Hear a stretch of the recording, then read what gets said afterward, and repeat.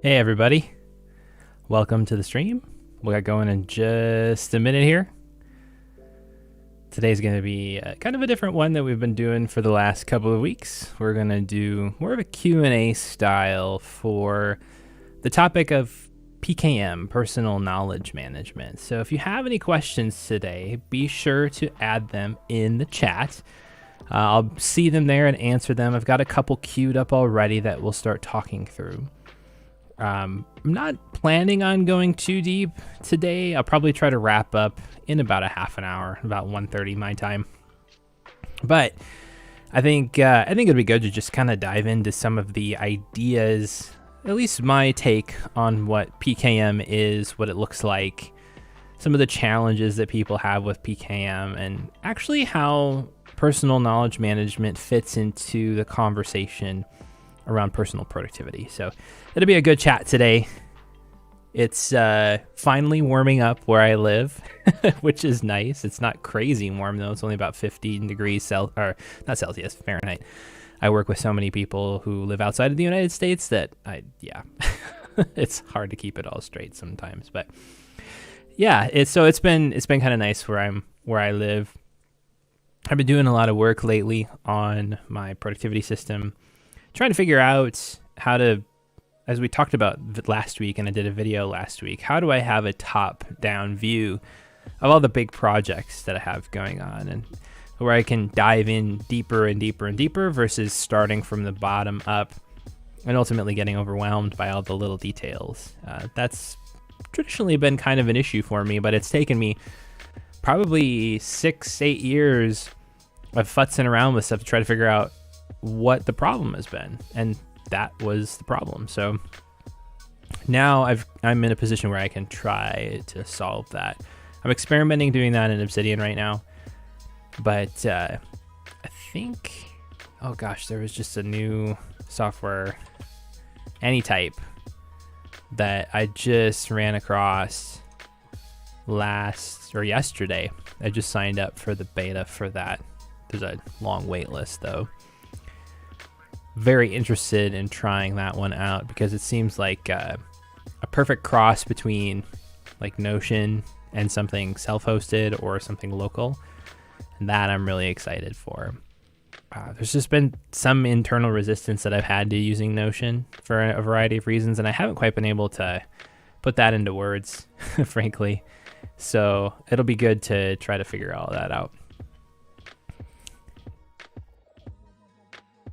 Awesome, Greg. Thanks for the question. Where to store the original documents, web pages, documents, PDFs, not in Zettelkasten, do you use Zotero, Evernote, or other? Yeah, we'll address that in just a couple minutes. I'll try to make sure to save that one here. That's a great question. Keep adding them to the chat. Again, today we're doing a Q&A about PKM, personal knowledge management, and kind of the broad ideas around that. So definitely glad to have you all here. And in the meantime, just feel free to pop in the chat where you're watching from. And two, if you're not subscribed, hit the subscribe button. Would love to have you on these live streams going forward. This is a kind of a thing that we're building here, a little bit of a community, trying to sort things out as far as, you know, where I'm taking effective remote work. Right now, it's just kind of a hobby project of mine because I have a full-time job doing marketing. But I've something I'm really passionate about, and there's a lot of stuff going on around it. So we'll see where it all goes. Just a couple more seconds to start. Again, pop those questions in the chat, and we'll get going here.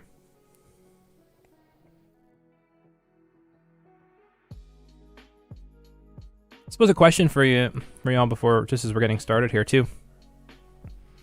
Would you find any value in having these streams available on Twitch as well as YouTube? I know Twitch is kind of the streaming platform of choice for most people.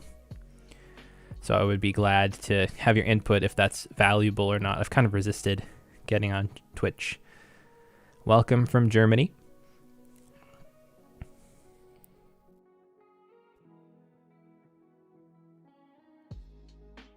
Awesome. Thanks all for the questions coming in. These are excellent things that we can address here throughout the stream today. All right, so just gonna pop over here. We'll get started. The first question that I wanted to talk about, there's kind of three foundational ones I want to hit to start today. First is, what is PKM, Personal Knowledge Management? There's a lot of, I think, opinions or ideas. Welcome from Switzerland, by the way. There's a lot of ideas around PKM, what it encompasses. Some people think it kind of tends more in the knowledge or the note-taking space. Just how do you manage notes, information of that sort. I tend to take a little bit broader of approach, an idea around what PKM is. To me, personal knowledge management is the process of setting up and maintaining a system to organize, manage, and act on information. In a lot of ways, to me, it's another way to approach productivity, but it also fits into a broader archetype of productivity. It's akin to getting things done in my mind, but it's different. And here's why. It's in a lot of ways less prescriptive, and it's more of a mindset where getting things done very much outlines the process, the technical details of how to implement getting things done. PKM is more of an approach to handling information. It's more of we need to have a mindset towards this that's geared towards systems thinking, putting information in places that allows us to discover it again, tying this information together, and then acting on it or processing it in a way that's meaningful to us.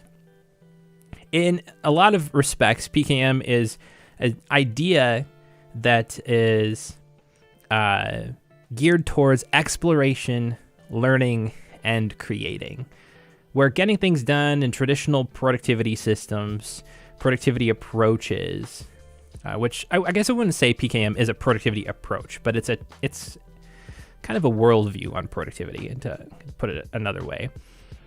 Getting things done is very a systematic approach, and it's very focused on churning through tasks to climb up to your goals and be effective and handle all the little details of life. But it's more about diving in and discovering and keeping everything from all different areas of your life in a place. There's a French phrase in cooking called mise en place. I am not French, and I don't know French. I probably just butchered the pronunciation of that, but it means everything in its place. Chefs will prepare ingredients. They'll chop them, they'll put them all together in their own little containers or in the little areas that they need to be in before they actually start cooking, so that they have everything ready and can just quickly go from one thing to the next as things need to happen. In a lot of ways, PKM is mise en place for information. It's putting it in a place that's meaningful to you, so you know where to go to get it when you need it. Also, PKM is largely part of what I would term the third wave of personal productivity.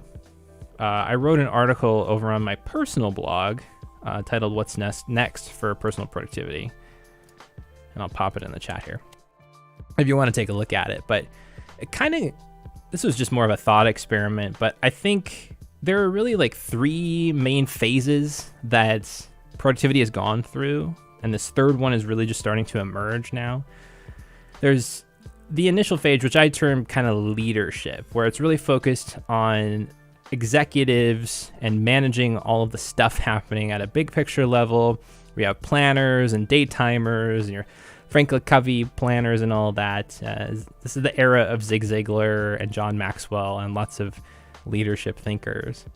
And then you get into the early 2000s with getting things done, the rise of Lifehacker, and the digital task manager that really all come. And the focus here was largely on efficiency.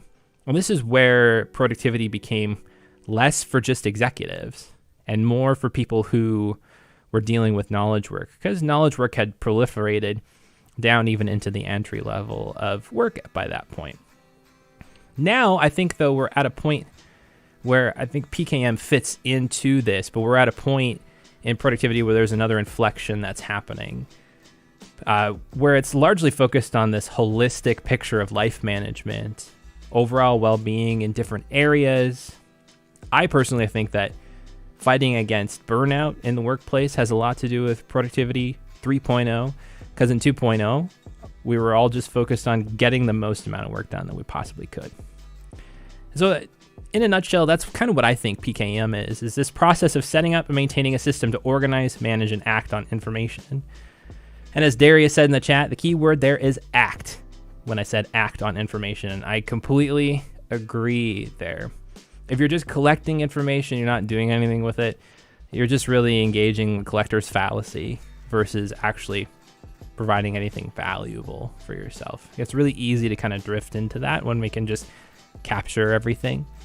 That's why Evernote has become lovingly known as the junk drawer of the internet for a lot of people, because it's so easy to just clip stuff into it. But what purpose did that information serve?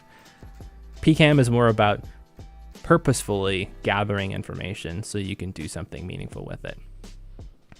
You're probably already familiar with common PKM tools, but just for a quick rundown, some of the common tools here are Notion, Roam, Obsidian, Craft, Logsec, and more. Those are kind of the top ones that people are using these days.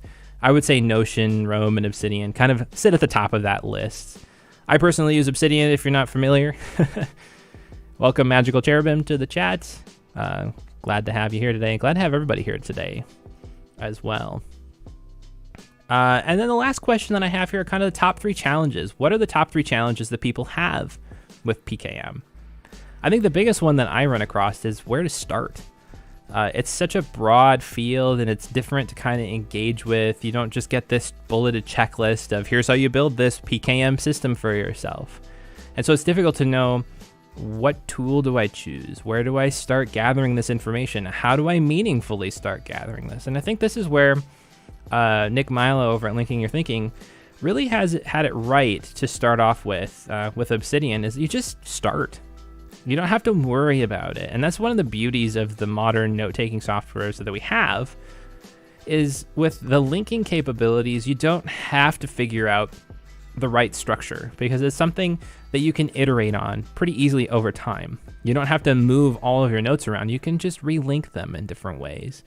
And that's where it really gets to be helpful. So I always say that just having issues starting out is to start small. Start with the one thing that you're like most interested in taking notes on right now, and then just build out from there. Whatever kind of flows naturally from that, kind of organically forms from that, is probably what's going to be best for your brain going forward. Some people really like structure, and using the Zettelkasten method is an excellent way to do that. I personally don't do that, just because I find the restrictions of that particular method to be a little too rigid for me. But when it comes to taking notes, I pull a lot of ideas from Zettelkasten, trying to keep notes as atomic as possible, pulling out specific highlights, taking literature notes, things of that sort. Challenge number 2 is that people get hung up really on detailed implementation stuff. As I just mentioned, it's really easy to get caught in the details of how you implement PKM. But my quick answer to this is just don't worry about it. You don't have to have the big picture sorted out. Just focus on what's most important to you at this moment in time. And then another challenge I think people have too is that they worry about tying everything together, whether it's across the task manager and a note-taking tool, or everything inside of Notion, or everything inside of Obsidian. And I don't think that's really a huge worry, because a lot of times when we are concerned with trying to tie everything together, we don't really know how it fits together. I think that's more of the problem. And the question that people need to answer is, how does this fit together? So where, for example, one thing that I've been dealing with lately has been, how do I handle all of the projects and tasks and things like that for my work and for effective remote work and for my personal life? The thing that I've been wrestling with there is, how do I structure that? Where do I put it? How do I create it in a way that actually is meaningful to the way that I need to work? I've been messing with this for a long time, but now it's just, as time has gone on, a different need has started to arise. And so kind of the point here with this challenge is that what needs to be tied together will eventually become evident as time goes on, because your real world use cases need to develop. We got these ideal use cases for something in our head, and we want to try to build toward an ideal. But in reality, using PKM systems, Obsidian, taking notes, things of that sort, it's really more beneficial to focus on what our real world use cases are. So, heading on over to the chat. Greg is asking where to store the original documents, web pages, documents, PDFs, not in the Zettelkasten. Do you use Zotero or Evernote or other? Well, that's an interesting question. For me personally, there's not a lot, I don't have a lot of need to keep academic sources. And so I tend to keep those documents in pretty light places. Sometimes I'll just link to them. Sometimes I'll just, like with a YouTube video, I'll just embed it in a note. But for most of the sources that I'm actually highlighting, right now I'm using the Reader beta from Readwise to do highlights and stuff. So they pull, it's like Instapaper on steroids, let's put it that way. They pull in the whole article, and so I can always access the archive in that. So I don't do PDFs or storing web pages. You could use Zotero, you could use Evernote, you could print it to PDF and throw it into Obsidian, but that might not be the best way to do it. I'd probably recommend using a solution that is geared towards storing those type of documents. Devin Think, if you're on Mac, is a good option too. Carte Postal, forgive me, I probably butchered your name there. I'm migrating a current folder that was my PKM before Obsidian. I have a lot of photo and screenshots as my mood wall. I'm still struggling how to manage all the existing data from Obsidian. Yeah, that's kind of an interesting, tricky one. Like if you're trying to pull in photos of that sort, I guess if you're using the minimal theme in Obsidian, there are some ways that you can create, let's see here. There are some ways that you can create like a card view of sorts. You could put each photo in a note and then pull those in as a card view, but that could get a little tedious to do. I guess I would ask if like how that works for you and what kind of structure you're looking for from that to be able to effectively answer that for you. Greg's asking, do you use Obsidian as a place for your to-dos and calendar? Kind of. I'm using Obsidian right now to manage high-level projects. I'm really just getting started with this process. I don't manage low-level to-dos. I'm kind of between Todoist and the bullet journal for that right now. And my calendar is done. It's kind of a mess right now because I'm on Windows and my primary calendar is on iCloud, and you can't really access it on Windows unless you're using Outlook, which is a pain in the neck. And then my work calendar is through Google Calendar. So it's kind of all over the place right now, to be honest with you, Greg. Let's see here. Darius says, I still use Evernote after 12 years. It's still a bit of a junk drawer and it's easy to add to it, but all the 28,000 notes are tagged, and so it's easier to retrieve and reuse knowledge. Yeah, totally. Totally. If you have been meticulous about organizing that stuff, it can definitely be easy to get information. I think for me, the challenge with Evernote was trying to figure out the right way to use it. I think I was trying to put too much emphasis on it being a kind of a personal knowledge management tool. I wanted it to do the things that Obsidian does, but it didn't, and it doesn't excel at those things, I think, in a lot of regards, but it is excellent for storing bits of information. If you just want to snip some photos from a book to have them on reference, all the OCR in there is amazing. If you want to, I'm sorry, I just had the phone ringing here. If you want to clip a web page in there to keep it as an archive for later, it's excellent for that. So I think if you use Evernote in the right way, I still think that it's an excellent way to do it. Something contradictory is that if you have to break a structure and start doing it in a structured folder tree, or if you don't use a tree folder, you have one column of thousands of files, difficult to find later. Yeah, totally. I think one thing that you could explore looking at is using the data view plugin. You can always just throw all those files into the folder tree. Inside of Notes, if you want to do that, you can create those cards using the Data View plugin and the minimal theme. But like I said, I think it might be tricky to actually try to do that in Obsidian. Obsidian is really difficult to manage photos and visual items. It's definitely more suited towards words and handling like web links and things of that. Let's see. Darius is saying 28,000 notes are in one notebook in Evernote. Tags, search, and shortcuts to find what he needs, and tags are mostly structured in a hierarchical tree. That's a really good way to do that. I think this is helpful too, because it's hearing how you all are handling PKM and managing information is an important way to try to sort out different ways to handle things. Like, for example, Darius's comments about Evernote are helping me kind of contextualize, like there could realistically still be a use case for something like that in my life. I think this is where a lot of people, especially Mac users, Ryan Murphy, for example, use things like DevonThink alongside of Obsidian, because it excels at something else, which is managing files. Obsidian does not excel at managing files. It does great at managing notes, plain text. Magical Cherubim is saying, for me, one of the biggest challenges was migrating notes and cloud services in 2021. I got rid of Evernote completely and migrated almost everything into Notion and Obsidian. It was tedious. Yep. Yeah. That is one of the challenges with current business models in the productivity world.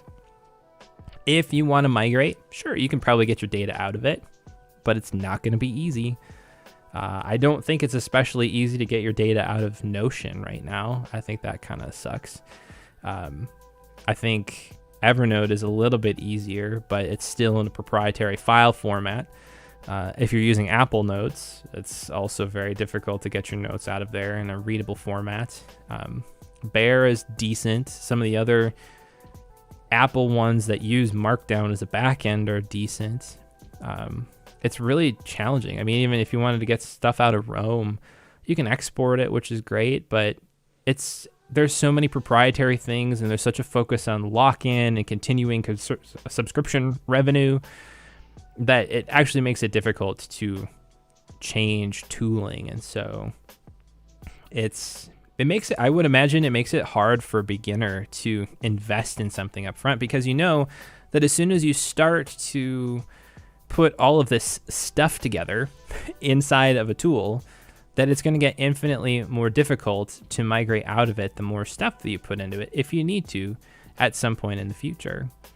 Carte Postal, Evernote, you can export as an ENEX file. It's a zip folder of HTML and images. Oh, that is an interesting thing. I did not know that was just a kind of a zip file of HTML and images. I figured it was more, when I've messed with it in the past, it looked more like an XML structure, but I think that's their notes. So you can still parse through it, but there's tooling that you have to use to migrate to different softwares and such. It's just, the unfortunate part is that migration becomes a mess. That's the challenge. Very much a challenge. Darius says, after the fiasco of the new Evernote, I was thinking of moving away from Evernote, but it was too tedious as well. Not a good use of my time. Thankfully, Evernote Legacy still works and is quick. Oh, that's interesting. I didn't know Evernote Legacy was still around, actually. Take a look at that.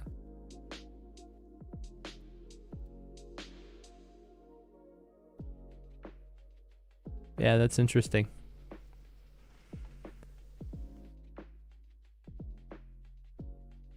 It is a big bummer that they really got off track for a while there. I mean, their whole foray into the ever-expanding product lineup of things. It started to look kind of cool to begin with, but then it just got a little crazy, and I was a little underwhelmed with it. It's just unfortunate that it seemed like the The features that users have really demanded and needed have been largely ignored by the customer base. That was one of the reasons that I left Evernote, because I had used it for probably a good 5-6 years before I moved on from it.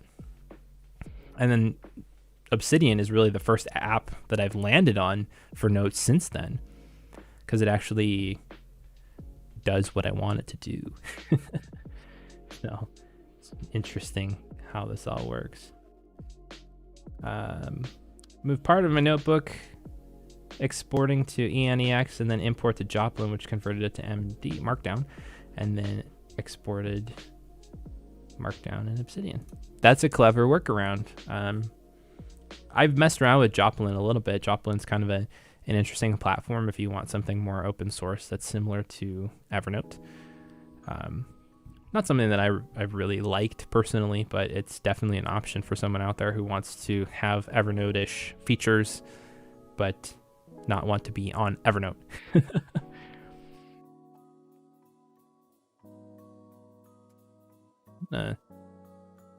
Pull something up over on my screen here. Interesting. They made that site absolutely terrible for zooming in. All right.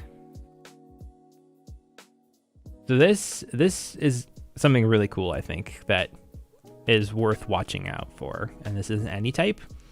I'll just scroll down and take a look at it.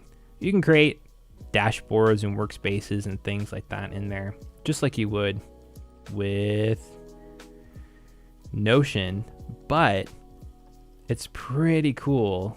Yeah, I mean, they're talking all about interconnecting things, which is just, this is kind of fun marketing for wiki linking in a lot of ways. But it looks very similar to Notion, which is pretty fun.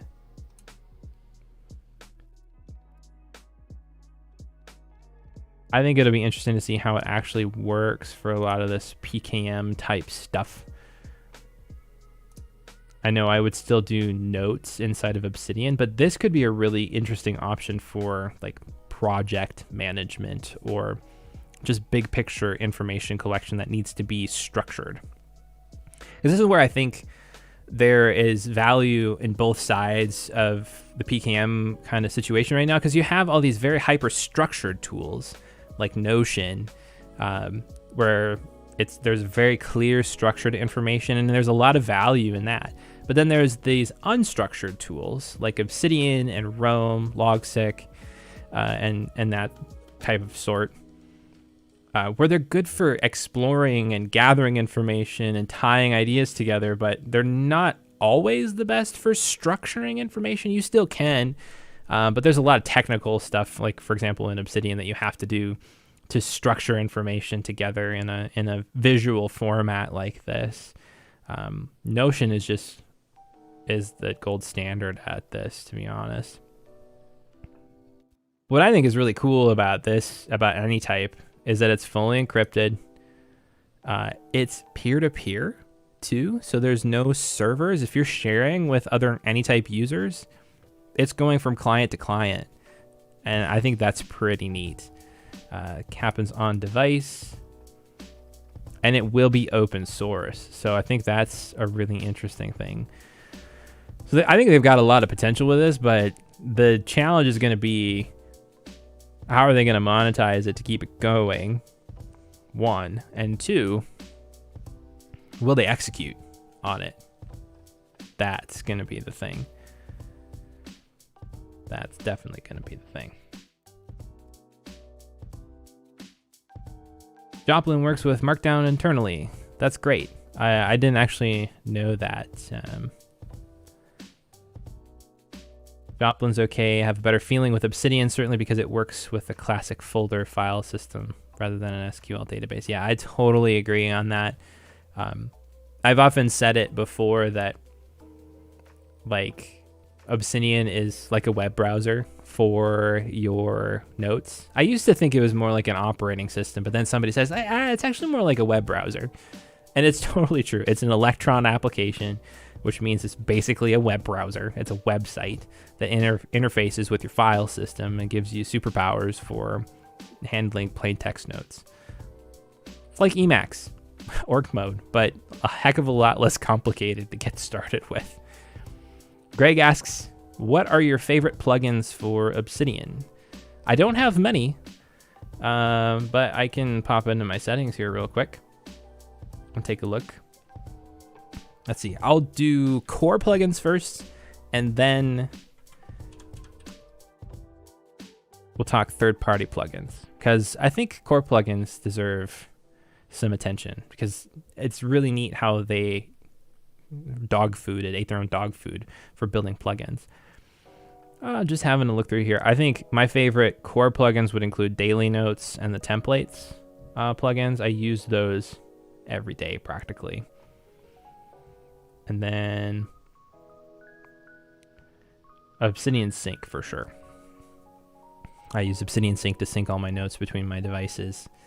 And I did have an issue with it recently, but I got it sorted out. I'm not sure exactly what happened with it, but something got goofy and out of sync, and my desktop was no longer syncing. I had to actually move all of my notes out of my vault, clear the sync out, and then resync it. And then re-add the changed notes that I put in. So it was kind of a mess to try to deal with that, but I've got it all sorted out now.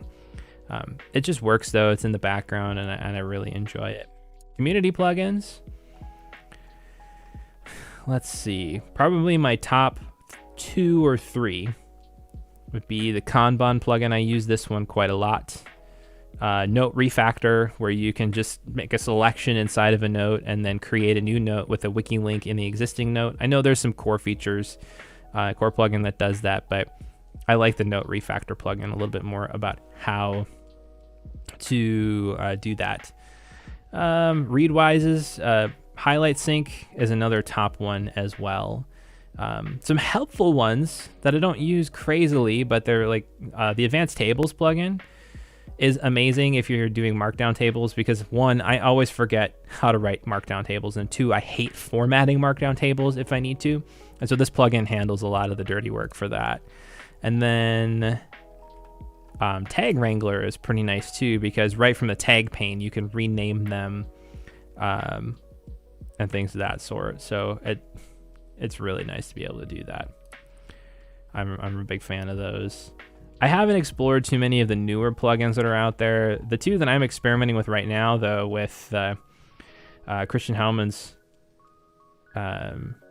project and goal management that I did a video on this week, actually, my brain, is Meta Edit, which allows the editing of YAML front matter attributes when you change stuff from a Kanban board. So it's pretty cool. You can do a lot of fun stuff with it.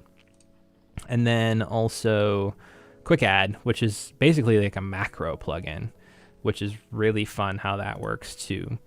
You can add a new note in a directory and then link that note in a Kanban board, for example, just with one keystroke. And it also does some fun variable replacement and stuff, so you can add in project names or note names, attribute names and values, things of that sort, right from just one approach to things. Big problem with Notion, no way to work offline. Yeah, absolutely. That is one of the biggest drawbacks of Notion. They've been talking about that for a long time, but they haven't done it, unfortunately. Let's see. Darius asks, do you think a lot of people are now becoming addicted to trying new productivity apps to try and be more productive? The dopamine hit from a new app is more pleasant than doing the work. Yeah, I think there's definitely something to that. Taking a step back from it. If you're just working on your productivity system and you're not actually getting real work done, you're procrastinating. There's no doubt about that. It's just hands down. You are procrastinating if you are working only on your productivity system. There's a place for actually getting work done on your system because there are problems, there are issues.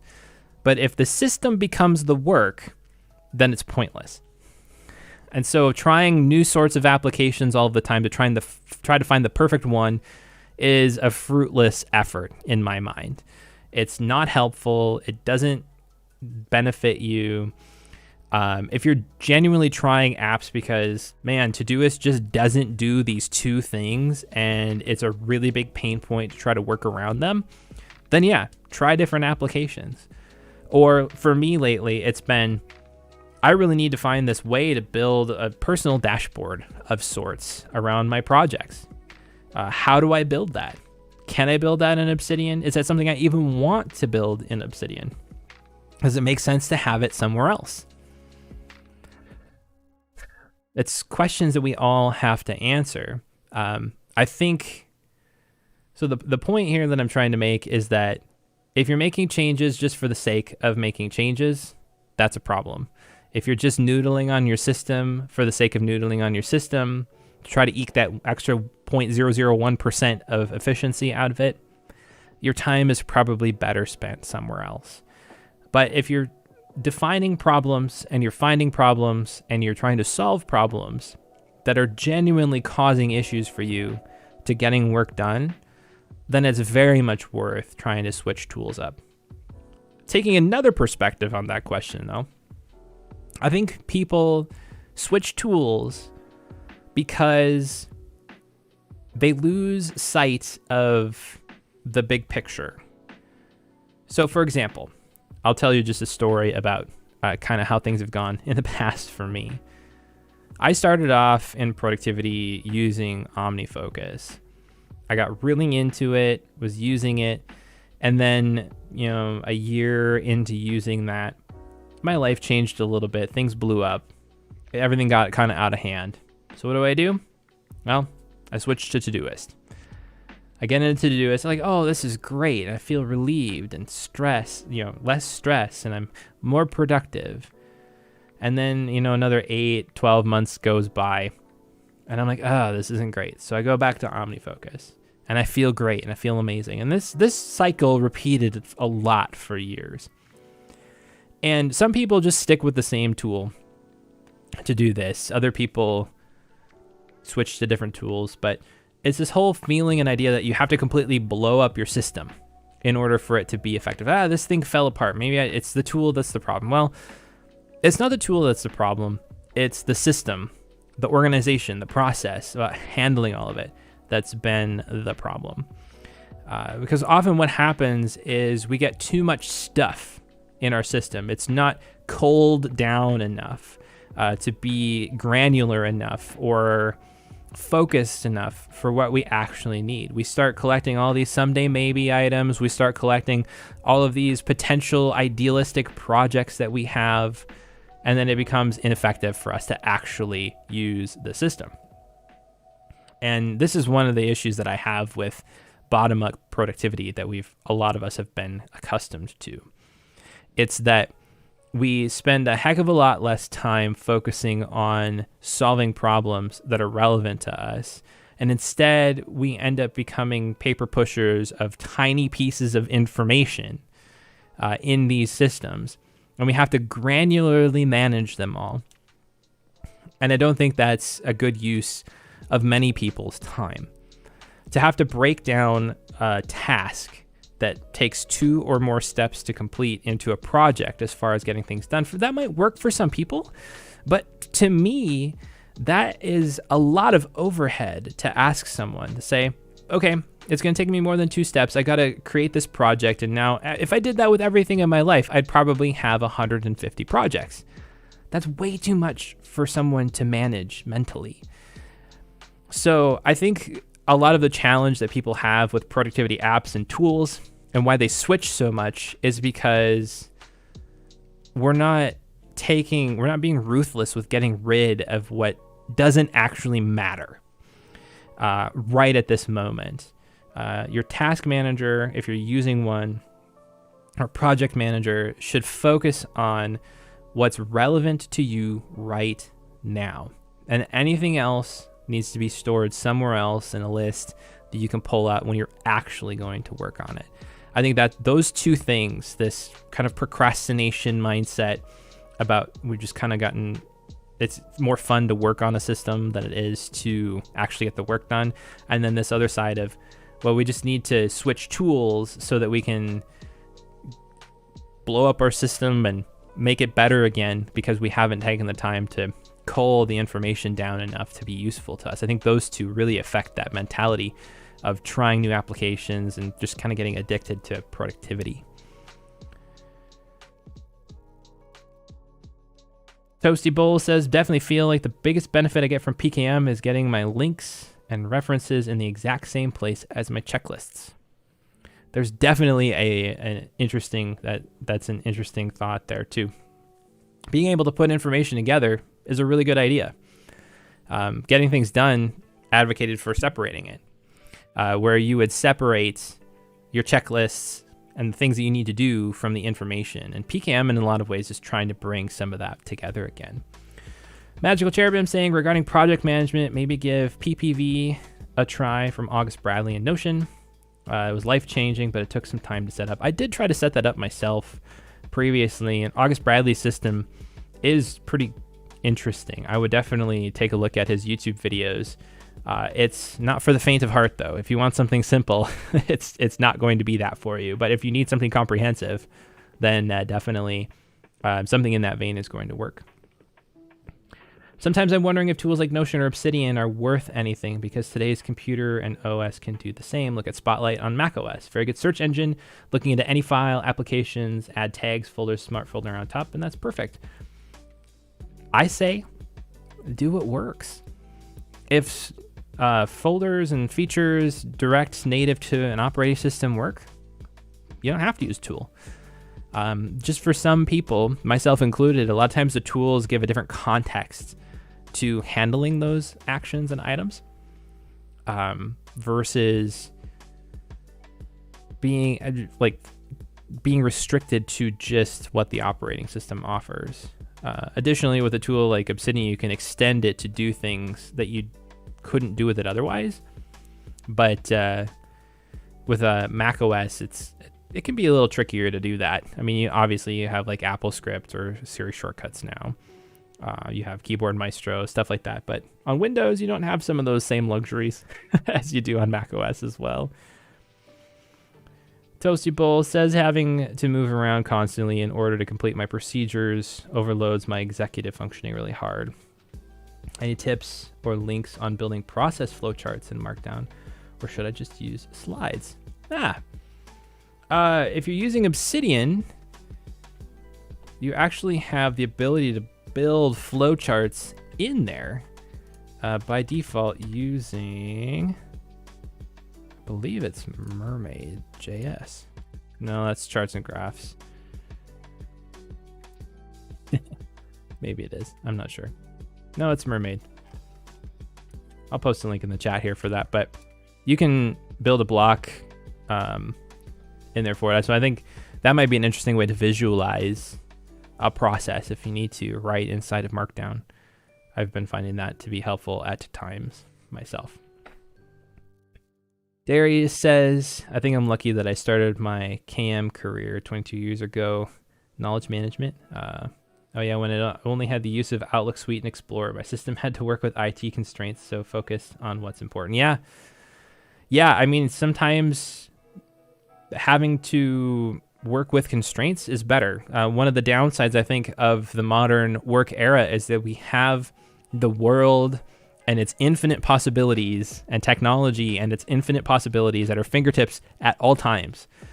And a lot of times people don't know what to do with infinity. That's just the unfortunate reality of life. We don't really know what to do with a blank canvas. And so when we have constraints that are put on us, like I have to work within these limitations, we often become more creative in how we handle things. And I think that's also why things like the bullet journal are really successful for a lot of people in handling task management and knowledge management, because the constraints of paper force you to delete tasks that you're not going to do and you just kind of leave information behind. And if you need it, you'll recall it or you'll move it forward into a new notebook. Otherwise, it just exists in your old notebook. So I think there's definitely something to having constraints, definitely for that.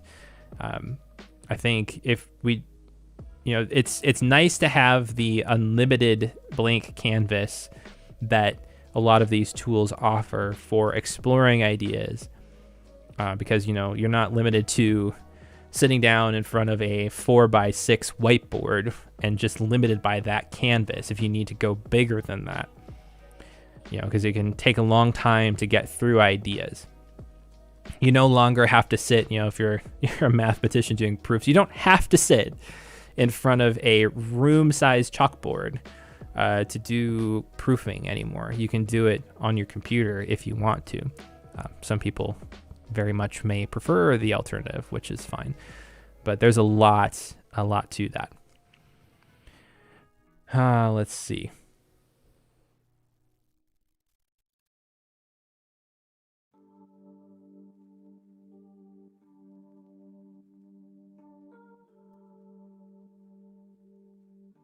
Art Pastel is saying that he created his PKM productivity database on his Mac and added smart folders with search with context, and then added Obsidian on top of that, which works directly on his structure. I think that's great. It's pretty neat to be able to leverage native tooling in an operating system and then add a tool on top of it. I think that's where DevonThink excels as well. You can just index a folder directory in DevonThink. I will say that we're going to wrap up here in just a minute. If you have any further questions, do pop them in the chat. We'll have just a couple more minutes to take care of them. I went a little longer than my half an hour that I wanted to limit this to today, but that's all right. But I appreciate all the discussion today. This has been really fun. A lot of fun conversation about PKM and productivity and things of that sort. I think there's a lot of interesting things happening in that world right now. Yeah, Toasty, Mermaid's pretty awesome. I think you can do some really neat stuff. You can build Gantt charts in there. You can do flowcharts, sequence diagrams. If you really need to get in crazy into different kinds of diagrams, like you can build a Git graph if you're a developer. But yeah, I think flowcharts are probably one of the things that I use the most with Mermaid. Yeah, Carte, please forgive me. I feel like I don't know how to pronounce people's names on live streams, and it really bothers me. But yeah, it was nice to do this today. You're very welcome for doing it. But you're right. I think Spotlight is a huge example because it can look into email and Obsidian can't. If you need to include emails into your knowledge management, that is a good way to do so.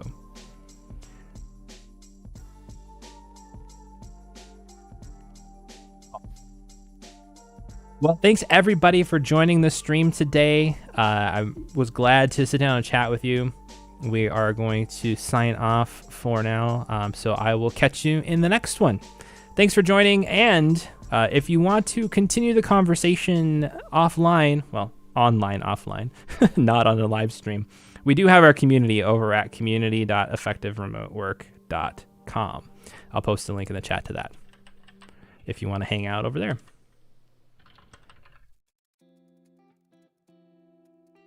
I really need to do a text expansion for that because, I haven't. But anyway, have a nice rest of your day and enjoy the weather wherever you're at. Enjoy whatever's going on. Even though the world is not necessarily in the greatest state right now,